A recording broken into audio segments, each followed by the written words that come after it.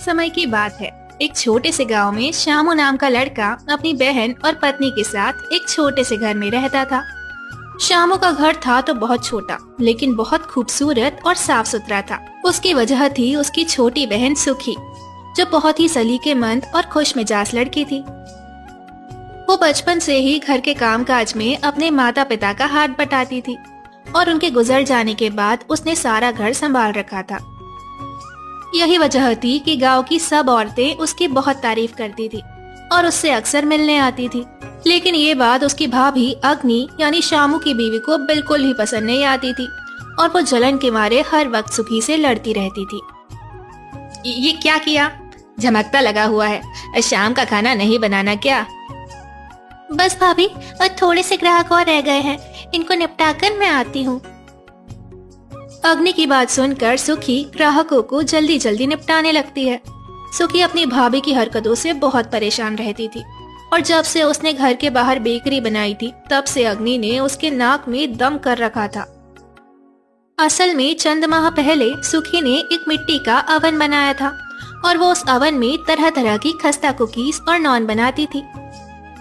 गांव के सभी लोग, बल्कि इर्द गिर्द के गांव के लोग भी उसके पास कुकीज और नॉन खरीदने आते थे, जिसकी वजह से उसके पास काफी आमदनी आने लगी थी। लेकिन ये बात उसकी भाभी को एक आग भी नहीं भाती थी। वो दिल ही दिल में बेकरी पर कब्जा करने की सोचने लगी, तो बस शाम को शामू जैसे ही घर आता वो सुखी की बुराइयां करने लगती।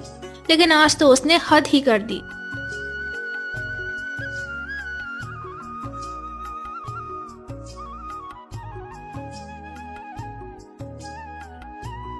तुम्हें पता है श्यामू, आज सुखी ने क्या किया?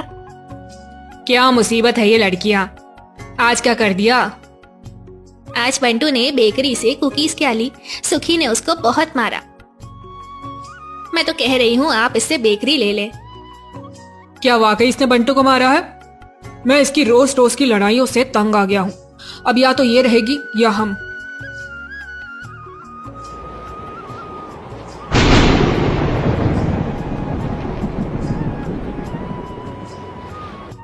सुखी अपनी सफाई में कुछ बोलना चाह रही थी, लेकिन श्यामू ने उसकी एक ना सुनी और दोनों पति पत्नी ने मिलकर उसे घर से बाहर निकाल दिया। सुखी बेचारी रात के अंधेरे में जंगल की तरफ चल पड़ी। अब मैं कहाँ जाऊं इस वक्त? इतनी सर्दी भी हो रही है। सुखी चल रही होती है कि उसे दरिया के किनारे कुछ सेब के दरख्त नजर आते हैं। शायद मुझे आग जलानी चाहिए और दरख्त के नीचे रात गुजार लेनी चाहिए। सुखी आग जलाने के लिए लकड़ियां इकट्ठा करने लगती है कि उसे दरिया के किनारे कुछ चिकनी मिट्टी नजर आती है। उफ, बहुत भूख लग रही है। क्यों ना इस चिकनी मिट्टी का अवन बनाऊं और सेब बेक करके खा लूं। ये सोचते ही सुखी जल्दी जल्दी अवन बनाने लगती है। अवन बनाने के बाद जैसे ही वो आग जलाती है तो एकदम से उसमें से रंग बिरंग कुकीज और केक बनने लग जाते हैं। अरे ये क्या? अब मैं तो बस सेब बेक कर रही थी, ये कुकीज और केक कहाँ से आ गए? उस रात सुखी पेट भरकर खाती है और अवन में आग जलाकर उसके पास सो जाती है।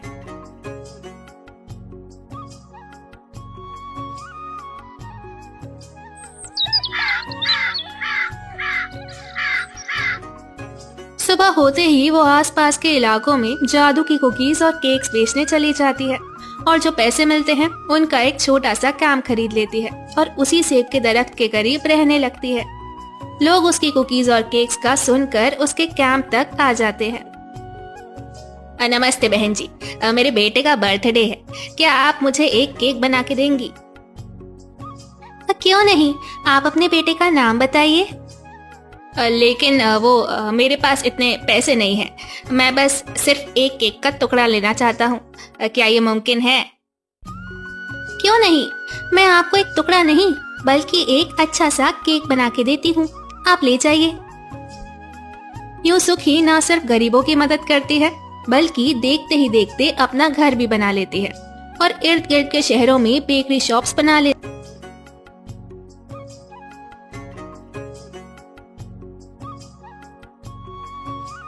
आजकल हमारी इतनी बिक्री क्यों नहीं हो रही है?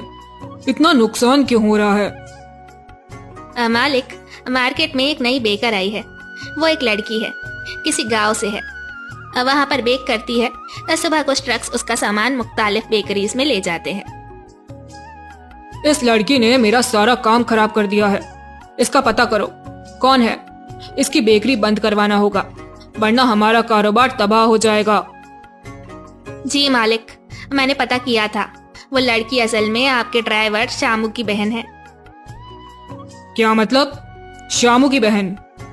लेकिन वो तो कोई अमीर बिजनेस वुमेन है और शामू तो एक नकट्टू गरीब ड्राइवर। जी मालिक, वो पहले अपने भाई के साथ रहती थी, फिर झगड़े के बाद अब दुनियापुर के गांव के आखिर में रहती है और सारी चीजें खुद ही बेक करती है। एक लड़की अकेले इतने ज्यादा केक्स और कुकीज एक दिन में कैसे बेक कर लेती है? लगता है कोई चक्कर है। तुम शामू को बुलाओ, मैं उससे पूछता हूँ।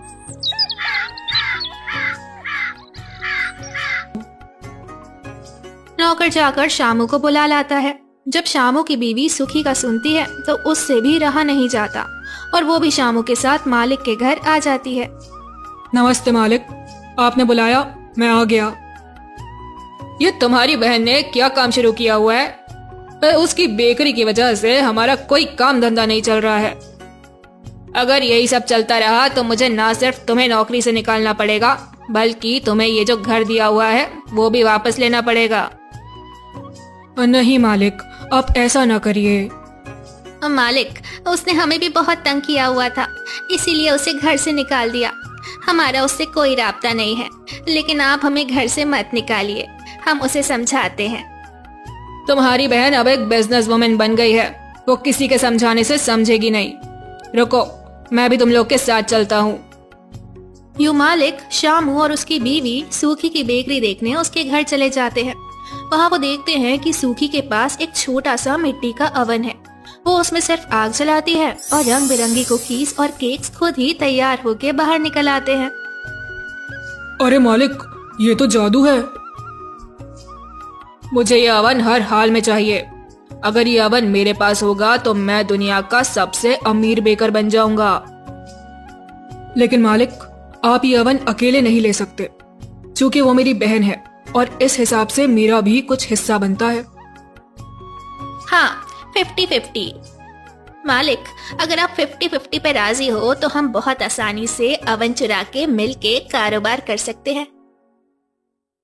लालच में वो अंधा बेकर इस बात पर राजी हो जाता है। सूखी ने वो अवन अपने घर के बाहर उस सेब के दरख्त के नीचे रखा होता है। जैसे ही वो किसी काम से अंदर जाती है तो शामू, अग्नि और मालिक आगे बढ़ते हैं। जैसे ही वो अवन को चोरी करने के लिए हाथ लगाते हैं तो बेक होकर बड़े बड़े बर्गर बन जाते हैं। ओ, ये क्या हुआ? अरे सुखी, हमें ठीक करो, बर्गर से इंसान बनाओ। कहाँ हो? जल्दी आओ। एक तो चोरी, ऊपर से सीना चोरी। तुम जैसे लालची और बेशरम लोगों का यही इलाज है। सुखी उनकी आवाज सुनकर घर से बाहर आ जाती है। वो अपने भाई भाभी को बर्गर बना देखकर हक्का बक्का हो जाती है। उसको अपने भाई पर बहुत तरस आता है। सुखी, मेरी प्यारी बहन, हम आइंदा ऐसा नहीं करेंगे। क्या तुम हमें ठीक कर सकती हो? मैंने तो कुछ नहीं किया भाई। हाँ, लेकिन ये अवन, प्यारे अवन, क्या तुम मेरे भाई और भाभी को दोबारा इंसान बना दोगे? वो माफी मांग रहे हैं। बिल्कुल भी नहीं, मगर तुम एक साफ दिल की लड़की हो और मैं साफ दिल इंसान की बात जरूर मानता हूँ, लेकिन मैं जालिम को सजा भी जरूर देता हूँ। इसलिए मेरी एक शर्त है। वो क्या? ये तीनों बर्गर बनके 10 दिन तक इसी दरख्त पर लटके रहेंगे, क्योंकि अगर तुम कहती हो तो मैं 10 दिन बाद इन्हें इंसान बना दूंगा। इन्हें लटका दो। नहीं नहीं, प्लीज ऐसा ना करो। तो बच्चों, सुखी मजबूरन उन्हें दरख्त पर लटका देती है, इस उम्मीद के साथ कि 10 दिन बाद वो इंसान बन जाएंगे। इसीलिए तो कहते हैं किसी का नुकसान नहीं करना चाहिए, वरना उसके नुकसान से पहले अपना नुकसान हो जाता है।